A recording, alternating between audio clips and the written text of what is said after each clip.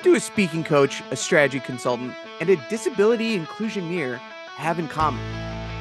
Sounds like the start of a bad joke, right? But honestly, it's all about finding out what people really do in their jobs. The stories, the struggles, the coffee breaks. The real stuff you won't find in a job title. Welcome to a space where we sit down with people from all kinds of careers, have a laugh, and dive into what makes their work meaningful. Whether you're looking to learn something new or just here for a good story, let us be your guide. I'm Jeff. And I'm Charlie. And let's get Casually Pro. Awesome. So we are here today with a friend and colleague, Mike Clapper, who is, above all things, an awesome person, but also a CEO, a founder, and a self-proclaimed disability inclusioneer. Michael, thank you so much for meeting with us. Tell us about what makes you awesome. Wow, where do I start? Now, before we get going, guys, thank you so much for having me on the show. I'm so pumped to be here. I'm so pumped at what you guys are doing with Casually Pro, and I just couldn't be more honored to be here today. So, what makes me awesome? Well, I think I can tell you what makes me unique, and you can tell me whether or not that makes me awesome. How's that sound? Sounds So, great. I was born with a disability. I have cerebral palsy, which is a fancy way basically saying somewhere during the birthing journey, something went wrong. Oxygen was cut off to my brain. And next thing you know, I have a lifelong disability. Now, that might sound crazy and scary, but really it was a blessing in disguise because it gave me a unique perspective on life. And I've had to overcome a lot, but I've enjoyed every part of the journey. And that kind of leads to where we are today and why I'm on the show. Phenomenal. It's one of these things that I think a lot of people don't recognize is that there are so many people with disabilities, physical, mental, all over in the workforce, and they're awesome at what they do. And I think, we had a conversation about this weeks ago, but there's a real stigma kind of forcing people into this idea of it's all about my disability, not about the work. And I know you personally hate that kind of concept. Can you talk about what you're doing to kind of take people out of that mindset and into the, yes, I have a disability, but I'm also really awesome at what I do? Yeah, it's really fascinating you say that because it's so true. I've heard so many things like, oh, you're an inspiration, or wow, I'm just so, over the moon impressed by what you do. And what I do is what everyone else does, right? I get up in the morning, I put my pants on the same way as everyone else, and I go to work and get things done. And so I think a lot of us with a disability just want to be treated like everyone else. And yeah, we might do things a little differently. Yeah, might, take on a unique form once in a while, but really, we just want to do our thing. And that's what I try to bring to work every day is just getting stuff done, right? Mike, this is so inspiring. I'd like to talk more about work, but before we dive into that, I would like to make a rebound of something that you just said. You said that you finally came to consider your disability as a blessing. And that's usually the highest form of transforming something that can be negative to something that drives you.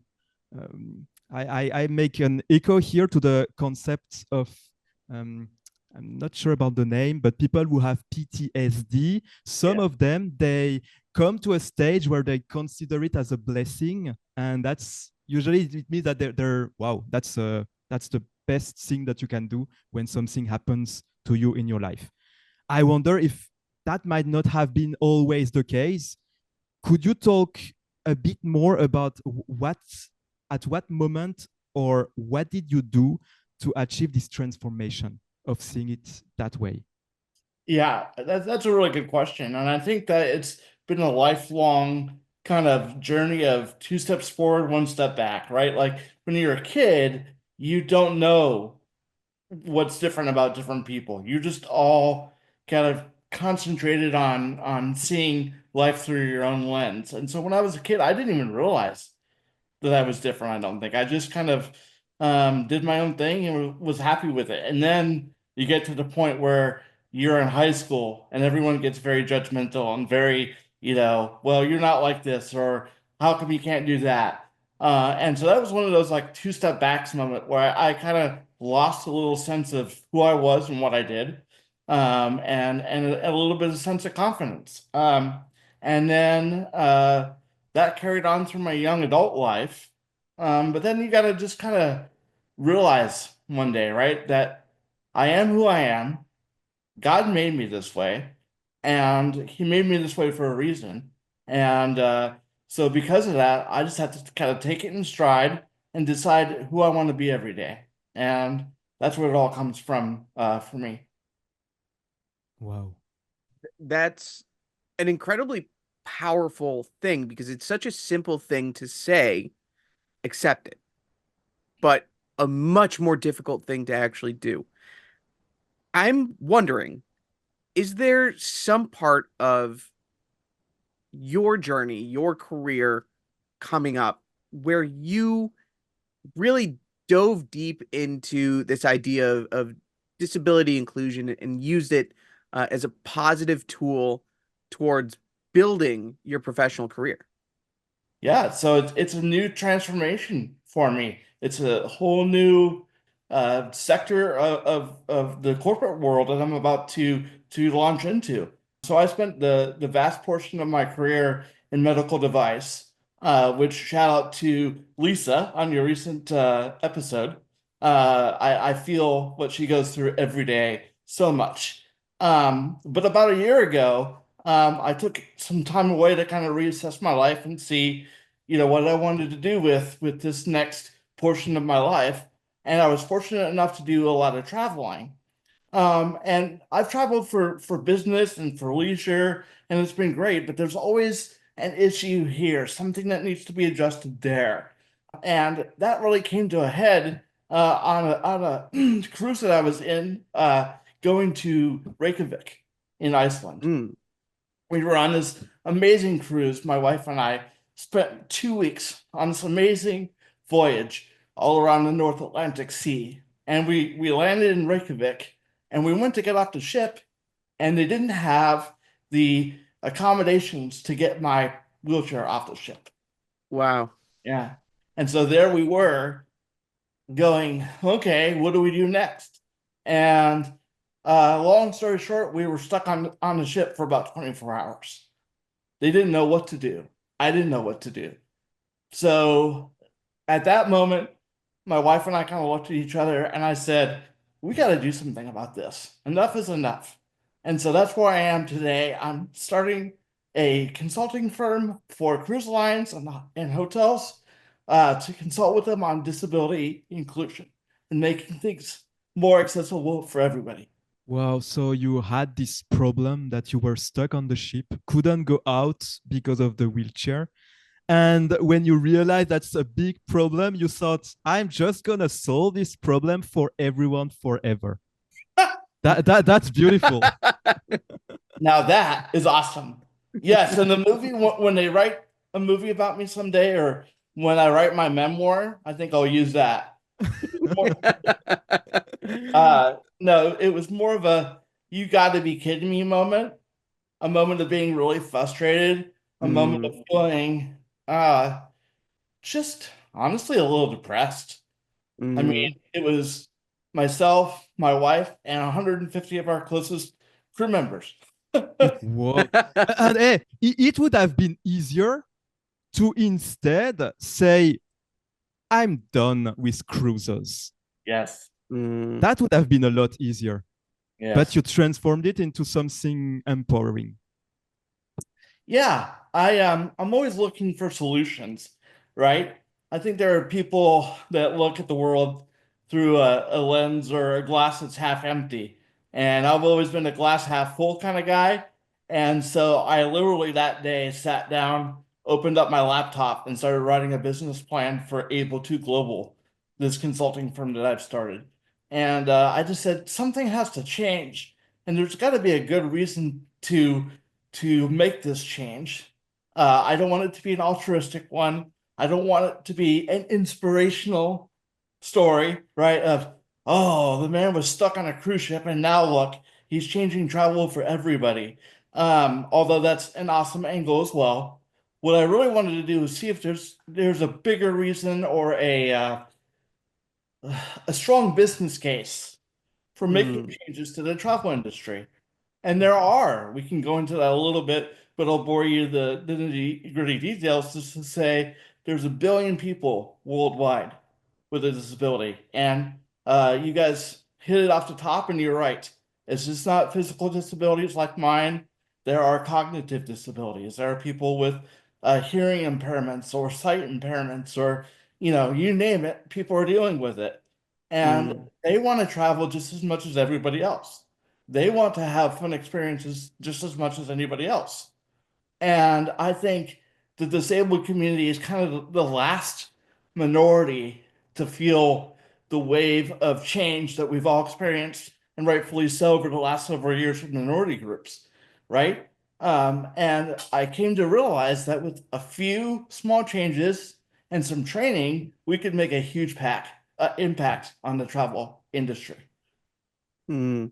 You know, we had a conversation at length talking about how important it is not just for the means of accommodation, but for the means of market capture to Yes. create spaces for people with disabilities. And I'd love to hear more about the business case because I think a lot of people view this kind of transition or transformation for any space, using the lens of maybe the ADA for a prevention for, cataclysmic legal action, or maybe even uh, this idea of optics for a company. But realistically, there's money to be made. Can you tell us about that? Yeah, that's correct. And there is money to be made. And I'm excited to talk to hospitality brands about that. By and large, it's fascinating when you look at the numbers. There's a huge amount of disposable income that folks with disabilities have, and a lot of them like to spend it on travel.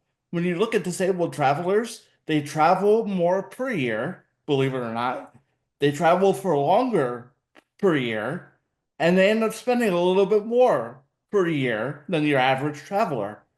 And so my idea is if we can just get hospitality brands to sit up and take notice, they could corner a huge market that nobody has ever even catered to before or believed in before.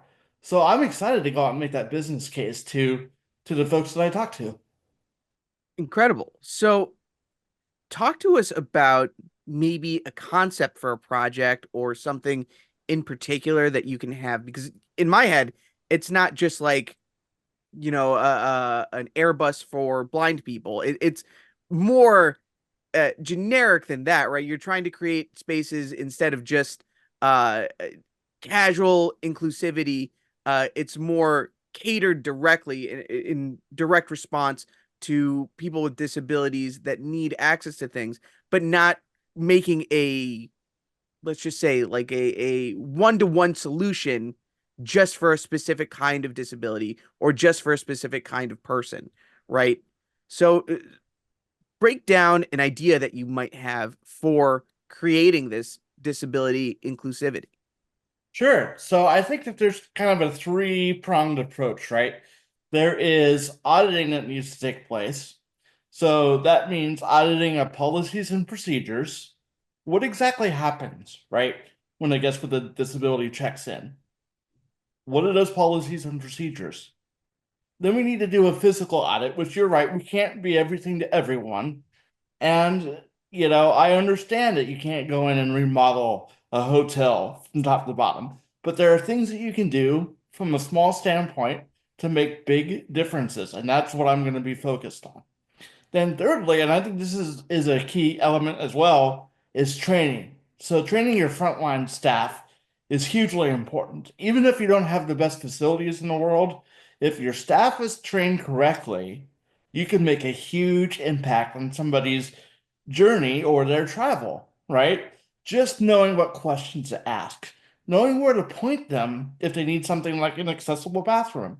There's a lot of, say, hotels that are older and they don't always have the right accommodations for restrooms. There might be one bathroom on the entire floor that has an accessible toilet, let's say. Well, a lot of times when I go to travel, and I hear this from a lot of folks with disabilities that travel, you might walk up to the front desk staff and say, "Where's the best place for me to use the restroom?" And the first thing you get is that blank stare. And that is the worst feeling in the world, is to feel like somebody is unequipped to answer a basic question. Wow. So we are able to believe that training is a key aspect, right?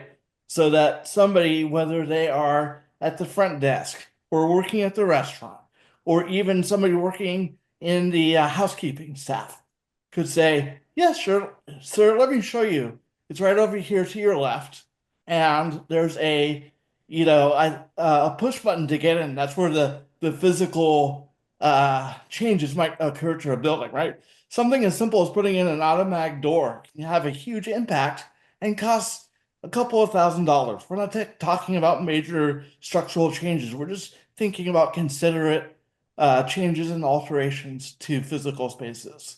So I think that's kind of an overview of how things might change in a situation like that.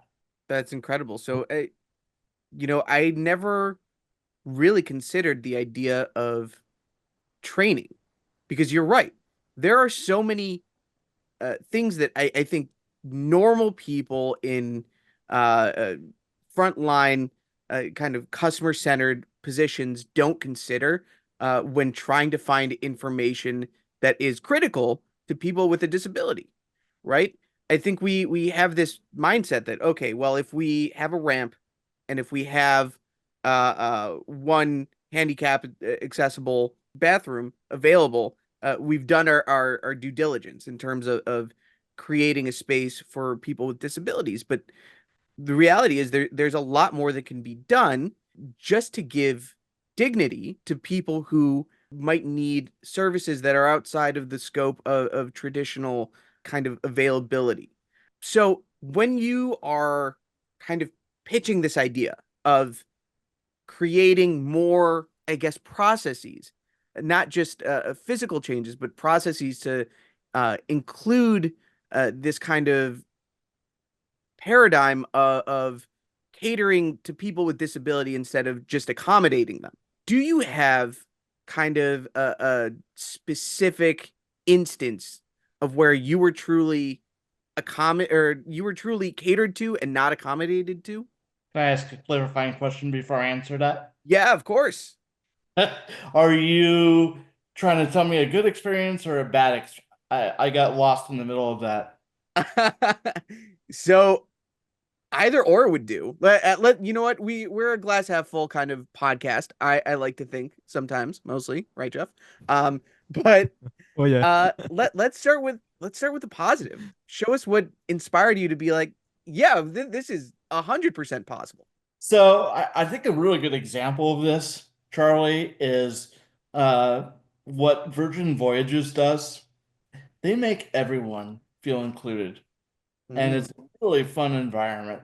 But they ask simple questions like, "What things can we do to make your experience easier? Is there mm, anything you need in your room? Is there anything we can do for you when you're out and about?" Things like that. Um, when you get on a cruise ship, you've got thousands of people that are rushing to get on board. It's kind of a chaotic situation, right? People mm, have luggage. There are kids running around everywhere, things of that nature. Virgin did a really amazing thing, and that is they had somebody meet me as I got on board. And I'm not looking for preferential treatment or to be treated like a VIP, but knowing that I had somebody to show me the best route to get to my room was really mm, wonderful. Because oftentimes you get on board and you stand in line for 20 minutes waiting for an elevator. And we kind of, when we travel, we kind of do the waiting game, and you're kind of looking to see, can I hop on that elevator? Can I hop on that elevator? And everyone just kind of crowds, on these elevators. Well, I need a little bit more space. So was I the first to get on the elevator? No. Do I want to be the first to get on the elevator? No, but at an appropriate time, they made space. My liaison that was with me made space to get on the elevator comfortably and make sure I could get up to my room. So it's just little things like that that inspire me to go, wow, this can be done. We can make a difference, and it's not a huge ask. It's just common sense, right? I mean, yeah, you got a point. It's good to see that you also have positive experiences. I do. And I think when you have positive experiences like this, we should talk about it to make the companies who take the effort get some good image out of it. I would like to ask you, Mike. We talked a lot about your ideas, how you came to this idea, and what are the possibilities to make things better. What are you doing on a typical day to make those ideas a reality? Yeah. So right now I'm at the very beginning of this journey of starting a company. And as we speak, I'm just getting things up and running. So what does that look like? Right now, it's a lot of thought leadership. It's a lot of research to figure out. I know what somebody with a physical disability needs. I don't always know what somebody with a hearing disability needs. So I'm doing a ton of research to figure out how I can help that segment. I'm reading up on ADA law. You mentioned ADA earlier, Charlie. Mm. There's the UNCRPD that kind of governs things in the EU. Really, so I can offer really comprehensive services to the brands that I reach out with. I'm also doing a ton of outreach right now. I'm talking to as many people as I can. If I can have one meaningful conversation a day with somebody, whether that's somebody in the industry, somebody with a disability, somebody who maybe is on the other side of the table and is booking travel arrangements for folks with disabilities, that's a huge deal for me. So I'm still in learning mode, but that's great. I feel like I'm learning so much every day. So that's what my day to day looks like. Hopefully, as we go along, we'll be doing more revenue generation and things of that nature. But right Oh now, we're yeah, we're just in the infancy of getting this thing started, and it's fun and exciting. yeah. This past weekend, I went to TEDx Frankfurt, and one of the speaker was a woman who was deaf. And she Mm. told us that she's a big traveler, traveled in more than 60 countries. And she told us about all the negative stuff that happened to bring awareness about these things. If you want, Mike, after you tell me, I can put you guys in touch because it seems that you try to do the same thing. That would be interesting. Would So love that. nowadays it's mostly research. So Yeah, and you told briefly about revenues generations yeah. because that's at some moment you have to do that. Those sectors have a reputation of being hard to make money in. How do you do in order to make this idea financially viable? Yeah, I think that's a great question. And that's where I came back to hitting them where it hurts the most for them, right? You can have all the right ideas. You can be altruistic as you can possibly be, but at the end of the day, what do they care about? And that's their revenue, right? So if I can make that business case and I can say, look, by targeting this group of travelers, you can increase your bottom line by X. I believe that's going to get somebody in these organizations to sit up, take a look, and say, so you're asking for a minimal investment overall. Remember, these brands bring in billions of dollars a year in revenue, right? But I'm asking for a minimal investment to make a huge impact to your bottom line. So that's how I see it as being financially um, obtainable for what I'm doing in the consulting world. I think that once they see that value that we bring at Able to, they're going to realize that, hey, this guy knows his stuff. He cares about what he's doing, and he's really helping us at the end of the day. It's not just so he feels better at the end of the day and can pat himself on the back when he goes home. It's so we can all feel good at the end of the day, right? That we're making a difference, we're doing things a little differently, but we're also influencing and impacting our bottom line. You know, along the lines of that question, I'm curious to know why the hospitality industry?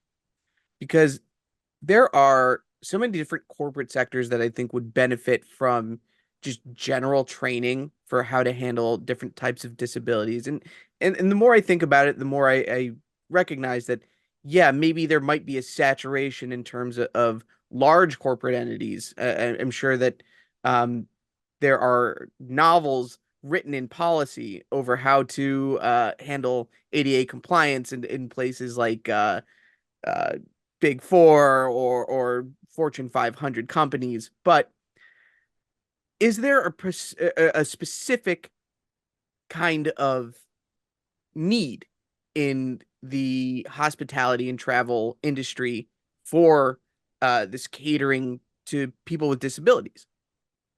Yeah, there's kind of two sets of this. One is kind of selfish driven, and the other is the actual need in the marketplace. So I love to travel. I've traveled all over the world for business and pleasure, as we've discussed, and I've experienced these frustrations. And at some point, you got to say, enough is enough.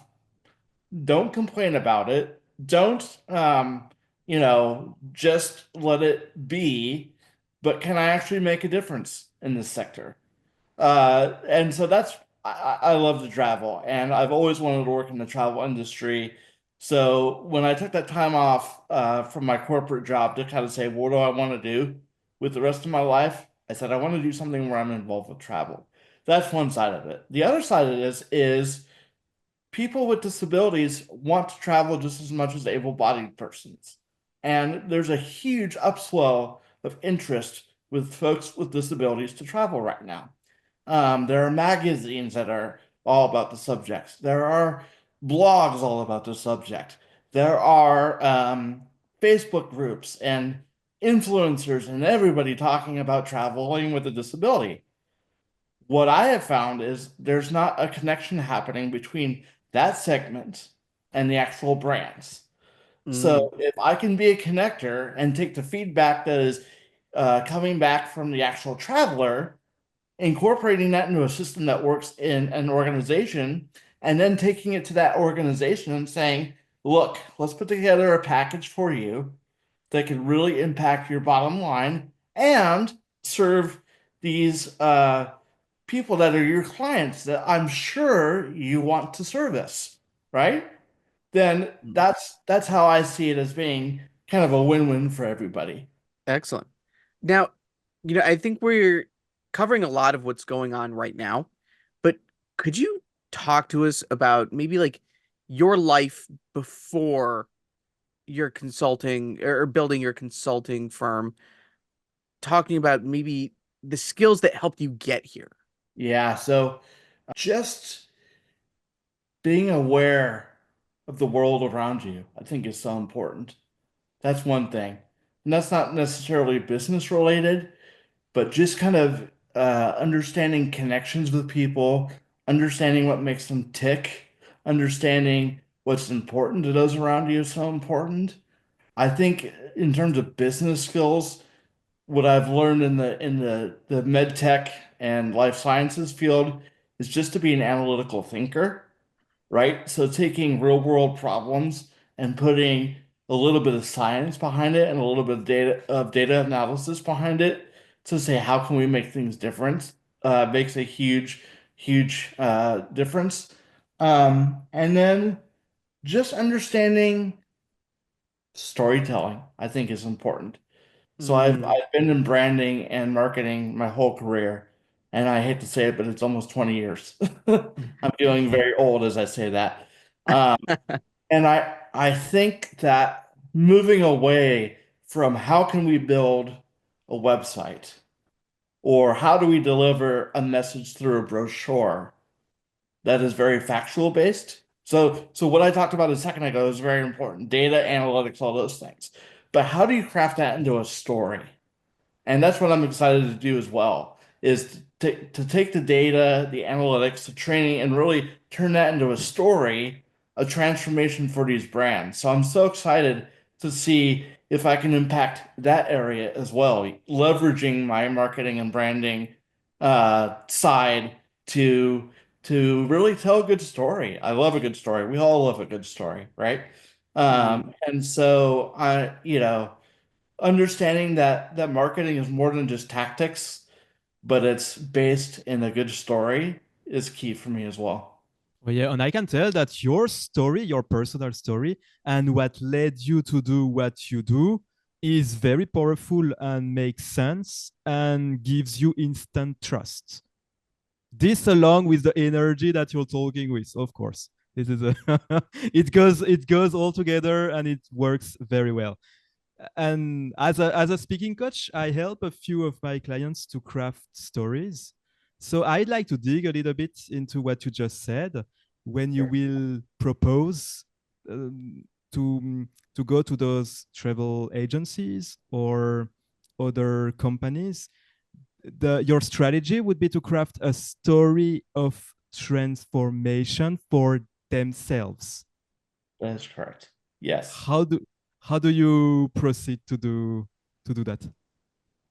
Well, I think we've seen them do that in so many different areas of business, right? But when it comes to travel, especially in the luxury space or the cruise space, that's what they really want to tap into when they're marketing to their customer base is that story, inspiration, that first sit feeling when you're sitting on the beach, right? Or the smell that you get when you walk into your favorite hotel. You know, they pump the smells in there. I want to be able to take that same idea and make it a story of accessibility. So to know that from the second I step on that cruise ship, that all of my needs will be met. To know that I can speak to somebody who is well trained, well versed, and has a better understanding of disability is huge. To know that when I go to check into a hotel room, I'm going to get the hotel room that I asked for when I booked it. That's something else that we Mm. haven't talked about. But for years, I've had difficulty getting the type of room that I need. And so often you show up and they say, well, I'm sorry, we don't have the kind of accessible room you requested. We do have this to offer you. Well, maybe that doesn't Mm. work for my wheelchair or somebody who's deaf, right? To have the hearing impairment, gosh, I forget what they call it, but you know what I'm talking about. They have a light that flashes when somebody knocks on the door. They don't Right. need an accessible bathroom, but if they don't know that somebody's knocking on their door, that's horrible. So it's like, um, it's that first feeling or that first breath of fresh air. I want to help brands, I want to guide brands on how to have that same feeling for disabled travelers when they step through the doors of that resort or they step on that cruise ship for the first time. To know that all of my needs are met, everything is fine, I feel heard and understood, and I'm gonna have a great time. And I want the Mm. brand to know and feel that yes, we're doing a good thing, we're making a difference, but wow, there's a huge untapped market that had we not known about this before, we never would have tapped into. Oh, so that's the story for the traveler. I wonder if you also thought about making a story for the brand itself. Like you Yeah, could become the brand that is known for having the highest standard of accessibility that their customer love and talk about. Wonder if that's an approach that you also used. yeah, and that's kind of what I was getting to just a second ago is talking about the traveler, yes, but also talking about these brands, right? They're always looking for key differentiators. And I think to say that we are the preferred brand of the disabled traveler is a huge thing to know that they can separate themselves. And the other thing that I found in my research and in talking to people is people are, and we notice it intuitively too, I guess, people are incredibly loyal, right? So Mm. that if they have a good experience with a particular brand, they're going to stay loyal to that brand. And so Mhm. that's what I want to deliver to these brands as well. You could be known as somebody who makes a difference in the lives of disabled travelers. And once you have those folks, they're hooked. They're in. And every year when they go on their vacation to the Caribbean, they're going to choose your resort. Every year when they decide to go on a cruise, they're going to choose your cruise line. And that's another thing too. People with disabilities have just as much disposable income as any other group of people, as you segmented it out. So this idea that maybe folks with disabilities won't travel as much is kind of a farce. I heard that going in, and I've done the research and talked to enough people to know that that's just not the case. So if you can get these folks once and they become brand loyal to you, it could make all the difference in the world. And then they tell their friends who tell their friends, and so on and so forth. And it becomes this movement. And next thing you know, a particular brand in a particular segment can be known as the accessible destination or Oh the yeah. accessible brand for travel. And the And first who get the reputation gets it all. Wow. Absolutely. So they better rush to get it. that's certainly how I feel. I'm so excited to bring this to these brands and to talk to them, and that's how I feel. It's like first one to the I don't know, whatever wins, right? First one to the buffet table wins, right? Against the Yes. uh, first That's spare rib or whatever. I don't know. It's a yeah. horrible example, but you guys get what I'm trying to say there, right? Like, um, there's a real opportunity for somebody out there to corner this market, and I can't wait to find that one golden nugget who's gonna like really take a chance and hop onto this full force. Yeah, absolutely. As a strategy consultant myself, I often am put in a position where you have to be either first in the market or best in the market. Mhm. And so when you try to craft a method to get that done, I think there are so many kind of segments that you have to consider. A lot of different kind of research needs to go into any kind of movement that you make. But the reality is, people are group identifiers. Yes. They correctly are able to kind of sift through hosts of different types of, whether it's a community or a business or whatever kind of large entity that you want to pick through, you find one that meets your needs or your wants or both, ideally, and you stick to that instinctually. I think you hit the nail on the head with that. So, my kind of question for you is more on the strategic side here, instead of the thought feeling side. Is how, if you had, let's just say, I don't know, JetBlue approached you and said, "Well, Mike, we want to be that number one brand. Give me, one, two, three different things that you would do to say, listen, this is how you're going to be number one." Sure, that's a really good question. So, number one, I think, is to gather as much information as possible. And that leads to the first step in the journey. That's when they make their reservation, right? So, Mm, we all know that when we make a reservation for whether it's a plane ticket like JetBlue or a hotel reservation at Marriott, we go through and we list all of our preferences and we do all these things. When it comes to somebody with a disability, some companies are really great at taking information and mm, saying, so what kind of accommodations do you need? If it's somebody with a physical disability like myself, and they're trying to get on an airplane like JetBlue, um, what are the dimensions of the wheelchair? How much does it mm, weigh? How far can you walk? What kind of assistance do you need once you get to the gate? All of these things. So there mhm, are companies that do a really great job of that, and there are some that don't ask any questions.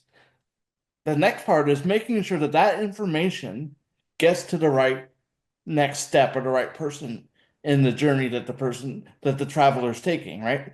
So a lot of times I'll fill out so much information about who I am, what I need, all this kind of stuff. And then you get to the airport and they ask it again, right? Because Mm, Oh. nobody ever transfers that information to the next person in the chain, so to speak. And to use gotcha. your airline analogy, if I check in and they take all that information, they don't pass it down to the gate. So then I have to do it again when I get to the gate. And once you get to the Mm, gate, that's where things are panicky. They're trying to get people on and get people off. And then it's just like, how quickly can we get you on? And that's where you hear horror stories about people breaking their wheelchairs or things of that nature, people falling wow. when they're trying to get transferred into a seat. Mm, We're getting a little off topic here. So number one is communication from the start and making sure hmm that information is passed from the right person to the right person and so on and so forth.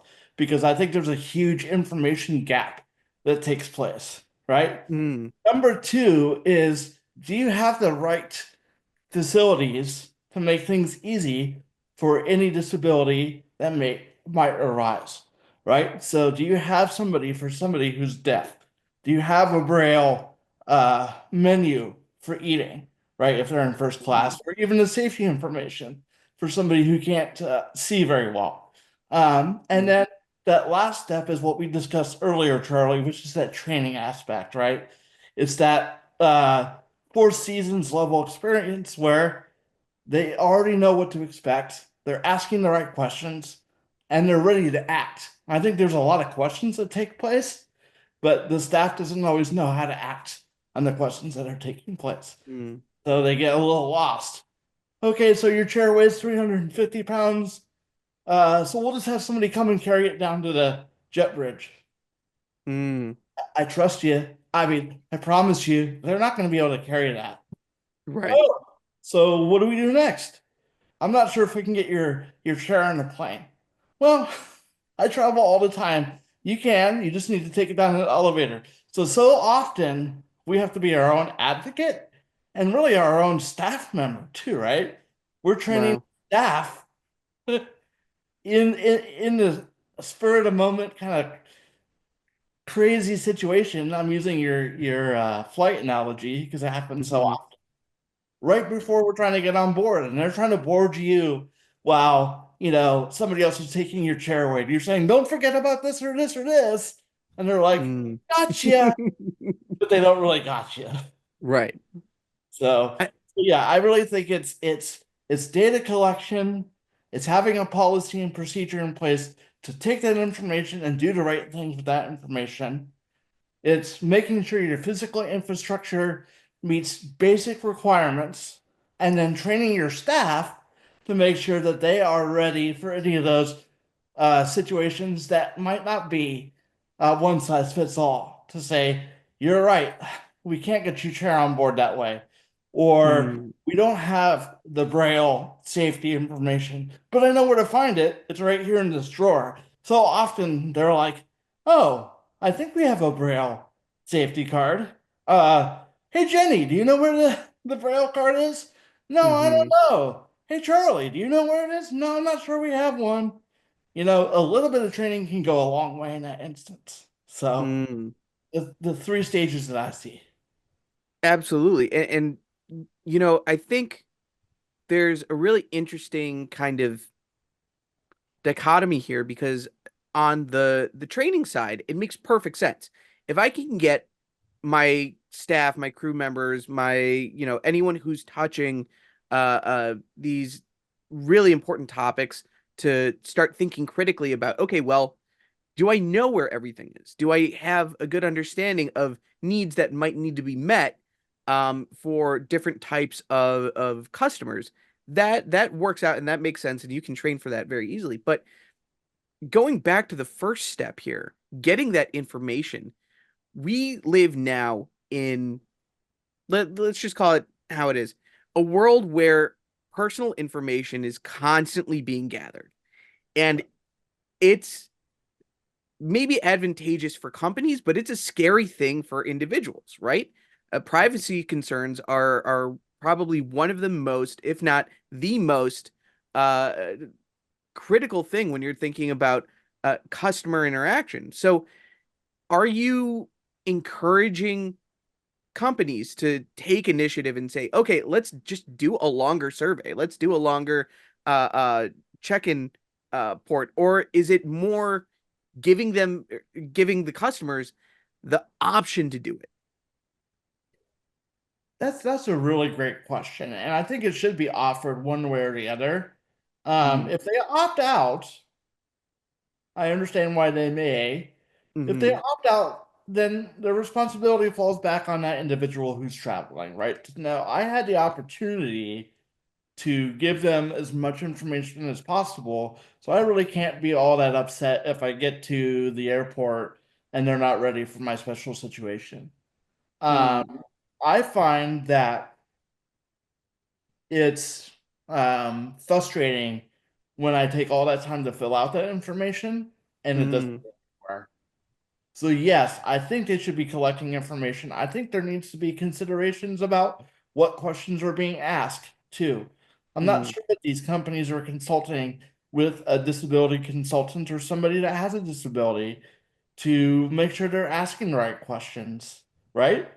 And so, like you said, information and data is key. And so it's making sure you collect the right information and then it's disseminated properly in such a manner that actual obtainable steps can be taken to make a difference, not just collecting data for data's sake, right? So, mm. Okay, and I think that might go a long way to kind of alleviate the second issue with it, which is like the chain of custody of that data, right? Because if every time a customer comes through with an accommodation, but that accommodation turns into a dictionary's worth of text for me to read, yeah. right? I think it's just the easiest thing to gloss over it. Even if it's critical information, you kind of get information overload and you say, all right, well, I'll just deal with it when we get to the gate, so to speak. Um, but the reality is maybe creating a system where you get the option to put in everything that you need to, but highlighting critical solutions in that data uh, to be passed along the line all the way through that customer's kind of uh, journey using your service, right? Yes. Mhm. I'm and this kind of goes to the last kind of questions that I have regarding what can people do to start taking ownership of their advocacy for pushing brands like this to move toward a more inclusive space for including disabilities and going from accommodation to curation of experience. What can Yeah. people ask for? Yeah, I think that you hit on a really important topic, and I'd kind of like to take it in two directions, if I may. The first Mm, thing, I know that people that I know and myself personally, we're just so used to dealing with stuff like this that we don't always want to make a big deal out of it. We don't always want to be that advocate. We don't always want to be the one that's causing the issues, right? Because it comes mm, across to everybody else as an issue, or somebody's making a fuss or a stink or whatever. And so we don't always want to do that. So that's one side of things, right? I think that there's a subsect of disabled travelers or disabled people with disabilities in general that are just like, this is my life and it's very black and white and this is how it is. And so what if I can't get in that coffee shop? That's just life, right? Then you have another segment who are very powerful, and you're seeing this in the influencer community. They're saying, hey, this is not right. This is not fair. This is not cool. We must do something about this. I must be an advocate. I must do this. I must do that. The problem is that influencer, that advocate, or that regular person that posts about their experience, say on Facebook, that information's not getting back to the brand that we talked mm, about. And if it is, it's not being ingested, right? So that's where I hope to be a connector to say, look, we can all be advocates, and it doesn't mean that you're a pest. It doesn't mean that you are, a burden, and it doesn't mean that you look silly on one side. On the other side, let's do this in a civil manner, in a civil way, where we know that we can have a valuable conversation to make a change. You know, Mm, uh, no need to try to blacklist brands. There are people that do that, and I understand why, right? Because mm, they finally get fed up. But I really truly believe if myself and the folks at Able to Global can be that connector to connect the traveler to the brands, we can make a huge change. And these brands, these hotel chains or cruise lines, whatever, they don't mean any malice towards people. mm, In often cases, they don't know, and there are no policies in place to take care of things because they just don't have experience with it. So that's where I hope to come on board and really help kind of bridge that gap between the traveler and their destination brand or cruise line, airline, whatever have you. So yeah, I think that together we can work on this and make a change and a little bit of understanding and a little bit of respect both ways goes a long way into making things mm. a better place and more inclusive. Absolutely. Yeah, Absolutely. And you know what?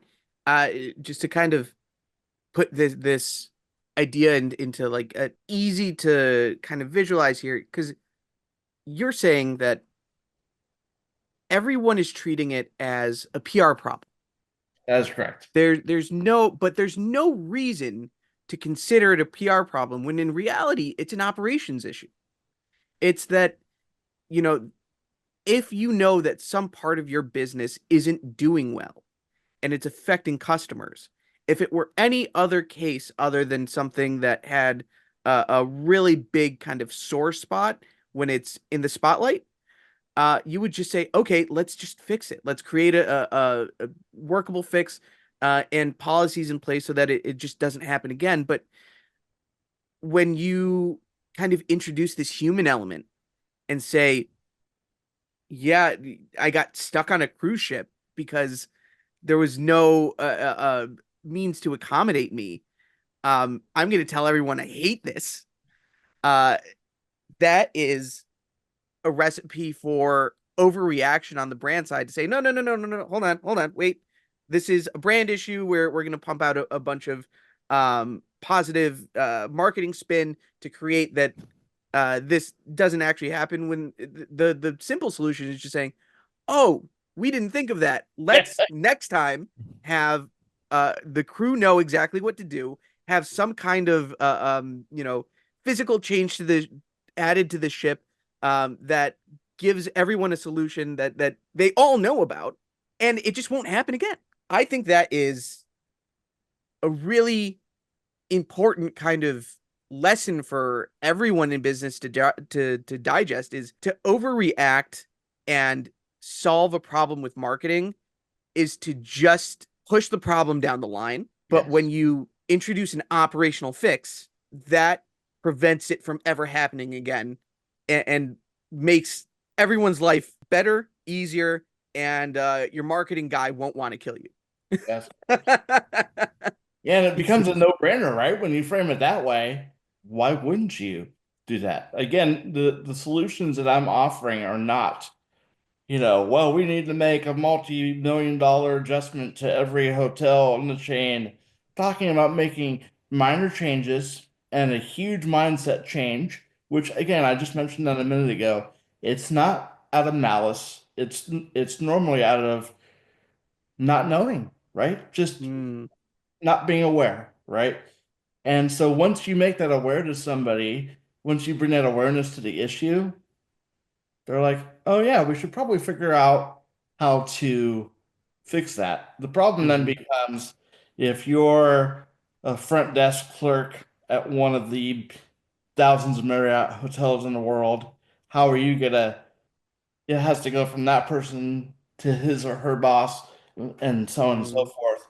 That's why there needs to be better communication from a top-down perspective to say, let's just take care of this from the top down.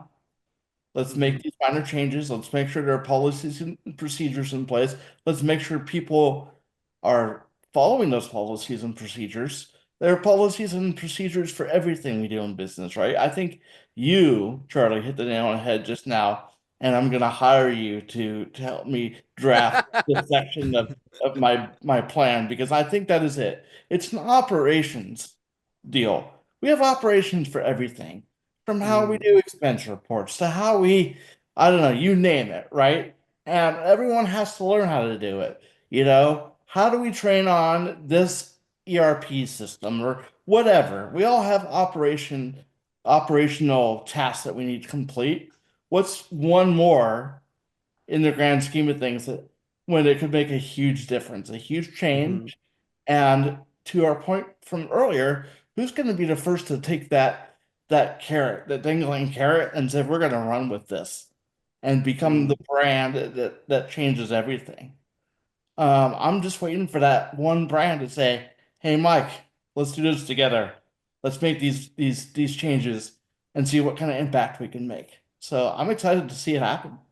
Yeah, absolutely. And I think the coolest part about it too is that this isn't just a risk prevention thing, which I think so many people could imagine it to be that way. But the reality is it's yes, it is a risk prevention, but the same or the different side of the same coin is capturing market share that just bolsters your bottom line.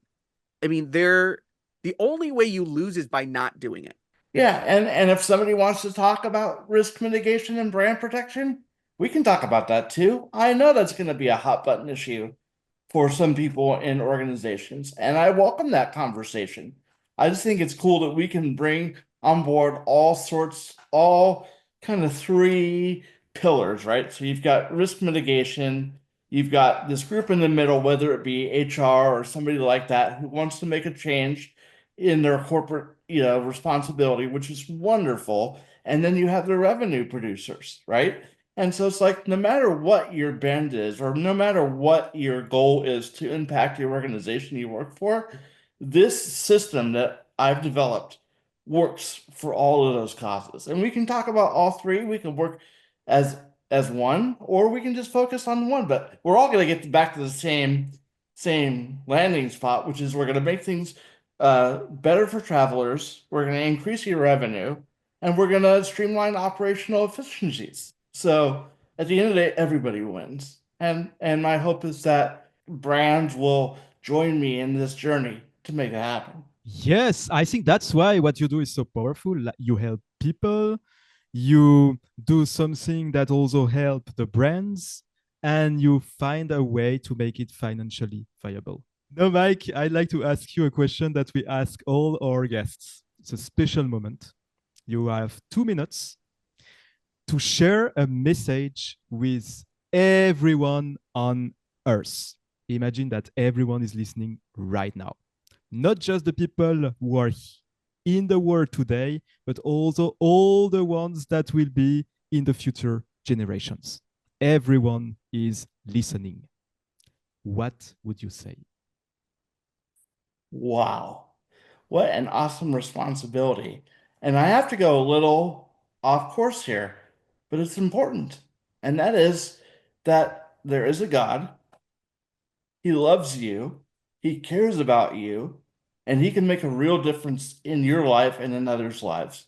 And if you put your trust in him, and you love him with all your heart, you can do amazing things. And he's just waiting to hear from you to make that happen. So I know my faith is super important in my life, and I just would like everyone to know that they can have that too. And I know that's a little off topic and maybe a little weird as we got to wrap up this conversation. But if I'm speaking to the whole world and I have 2 minutes to say it, there's not a more important message than that to me. So I thought I'd put it out there. Well, I think there's something beautiful about having faith in something, whether it's yourself, a higher being, or a mission that you have, and it shows that ultimately you just want everyone to remember that they're valuable that they are loved, and that they are capable of great things just because they are who they are. Well, Michael, thank you so much for spending this time with us. We really appreciate having you talking about disability inclusion, talking about the business side, which I feel like never gets enough love. But ultimately, I hope that your firm goes on and changes the world. We get to learn a little something, and someone out there is inspired to help you join your cause, or maybe even dive deep into the cause that's keeping them on their cruise ship. Thank you so much. It was so awesome having you. Thank you so much for your energy and for your high spirit. Well, thank you guys for having me on, and I hope I can come back in another 6 months or a year. We can talk about what my day-to-day looks Woohoo! like as a high-powered executive that's just bringing in the cash, right? Oh, So, I love yes. it. Wow. That's the kind of episode that we want to follow up with. That's exactly it. Awesome. Well, to all our listeners out there, thank you so much for joining us. We always do this. We bring inspiration. We love having cool people on, talking about cool things they do, and sharing their love, their passion for their work with other people. So if you believe that this is something cool and you want to help us out, please make sure to like, subscribe, follow us, and just Share. Share. Oh, and also share. share. Yeah, Oh, share yeah. it. Send it to a friend. And just keep being cool people, wonderful people, and share what you love with everyone else. Thank you guys so much. Take care. Thank you very much, Bye. guys. Bye-bye. Ciao, ciao.